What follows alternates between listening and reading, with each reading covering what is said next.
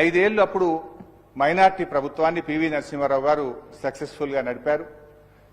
దాంట్లో ఆర్థిక మంత్రిగా మన్మోహన్ సింగ్ గారు పనిచేశారు. వారిద్దరు కూడా పివి గారు, మన్మోహన్ సింగ్ గారు చాలా అద్భుతంగా ఈ దేశాన్ని ఒక గాడి తప్పినటువంటి ఆర్థిక వ్యవస్థను గాడిలోకి తెచ్చి ఎంతో గొప్పగా వారిద్దరూ పనిచేశారు అధ్యక్ష.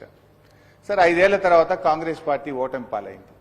అయితే కాంగ్రెస్ ఓటమికి ఎందుకు ఓడిపోయింది అని తెలుసుకోవడానికి అప్పుడు ఏఐసిసి యాంటోనీ కమిటీ ఒకటి వేయడం జరిగింది. యాంటోనీ కమిటీ ఓ రిపోర్ట్ ఇచ్చింది అధ్యక్ష. ఏమని ఇచ్చిందంటే కాంగ్రెస్ ఓటమికి పివి నరసింహారావు గారు, మన్మోహన్ సింగ్ గారి ఆర్థిక విధానాలు కూడా ఒక కారణమని యాంటోనీ కమిటీ రిపోర్ట్ ఇచ్చింది అధ్యక్ష. ఆ రిపోర్ట్ వచ్చినప్పుడు కాంగ్రెస్ వర్కింగ్ కమిటీలో చర్చ పెట్టినారు ఆ రిపోర్ట్ను.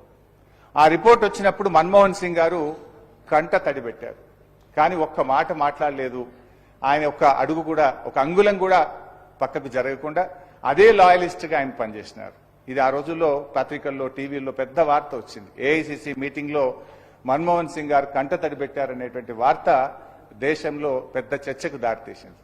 కానీ ఆయన నన్ను తప్పుబట్టారు అని చెప్పి ఆయన విమర్శించడమో, ఒక మాట కాంగ్రెస్ పార్టీకి వ్యతిరేకంగానో ఆ రోజు ఒక్క మాట కూడా మాట్లాడినటువంటి వ్యక్తి, ఆయనలో ఎంత గొప్పతనం, ఆయన లాయలిస్ట్ అనడానికి కూడా ఒక ఉదాహరణ మనం చెప్పుకోవచ్చు అధ్యక్ష.